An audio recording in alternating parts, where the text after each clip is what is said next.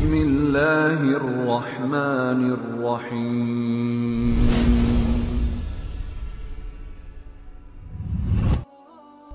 Assalamualaikum warahmatullahi wabarakatuh. Sahabat beriman, pemirsa Suara Kolbu Media Channel, semoga Anda semuanya yang melihat video ini tetap diberikan kesehatan, selalu dalam naungan Allah Subhanahu wa Ta'ala, dan diberikan jalan setiap permasalahan yang hari ini sedang Anda hadapi. Kita semuanya dalam mengarungi hidup ini pasti banyak sekali persoalan-persoalan ataupun masalah-masalah yang senantiasa datang. Sebab yang namanya kita hidup pasti ada bumbu-bumbu kehidupan yang harus kita jalani. Ada kalanya mungkin kita pernah di atas, dan ada kalanya lagi kita ada di posisi bawah. Namun itu semua, saudaraku pemirsa Suara Kolbu Media Channel ini, tidak perlu kita hadapi dengan perasaan yang berlebihan. Cukup kita pasrahkan saja semuanya kepada Allah, sambil terus berdoa dan memohon pertolongan terhadap masalah itu. Salah satunya seperti yang akan kita bahas pada kesempatan ini, tentang sebuah ayat yang insya Allah jika ayat tersebut kita amalkan, maka kita akan dijauhkan dari segala hal yang bernama kefakiran, baik kefakiran hati maupun kefakiran dunia insya Allah. Di dalam Al-Quran ada dua ayat yang jika dibaca setiap malam, terlebih pada saat setelah sholat witir sebelum kita mau tidur ya, maka insya Allah barang siapa yang membacanya akan diberikan kecukupan.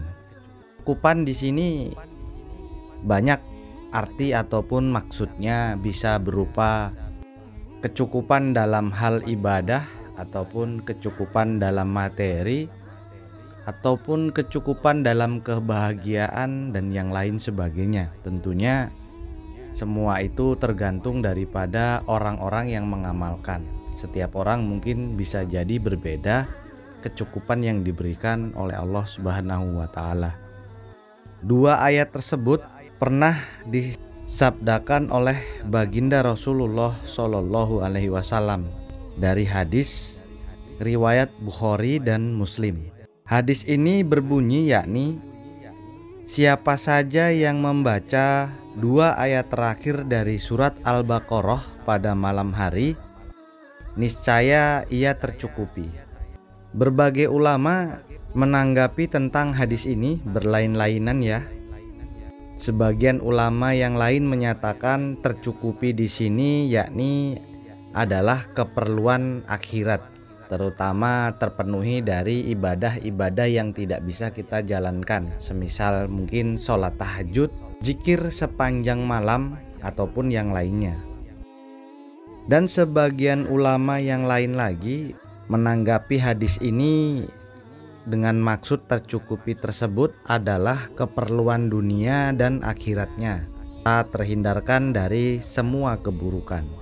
Ayat tersebut yakni yang berbunyi, A'udzubillahi minasyaitonirrajim. Bismillahirrahmanirrahim. Amana rasulu bima unjila ilaihi min rabbihi wal mu'minun. Kullun amanna billahi wal malaikatihi wa kutubihi wa rasulih.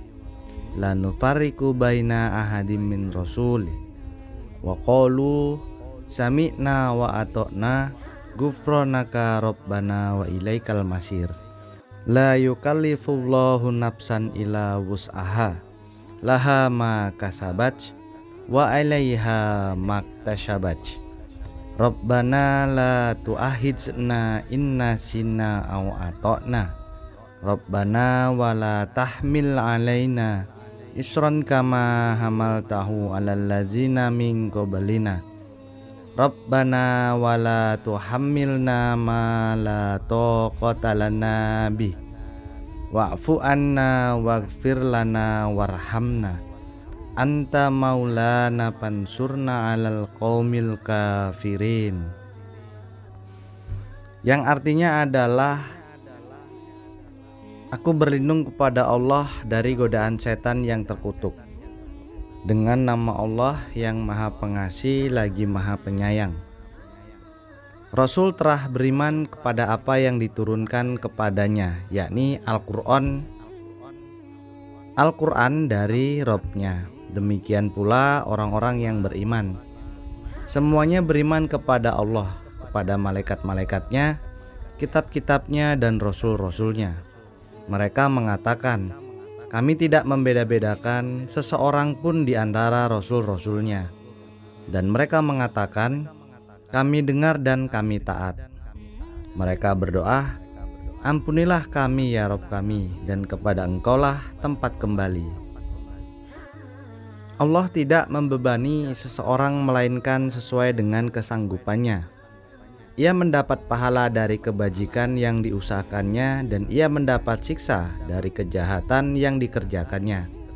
Mereka berdoa, ya Rabb kami, janganlah Engkau hukum kami jika kami lupa atau kami salah. Ya Rabb kami, janganlah Engkau bebankan kepada kami beban yang berat, sebagaimana Engkau bebankan kepada orang-orang sebelum kami. Ya Rabb kami, janganlah Engkau pikulkan kepada kami apa yang tak sanggup kami memikulnya. Maafkanlah kami, ampunilah kami, dan rahmatilah kami. Engkaulah penolong kami, maka tolonglah kami terhadap kaum yang kafir.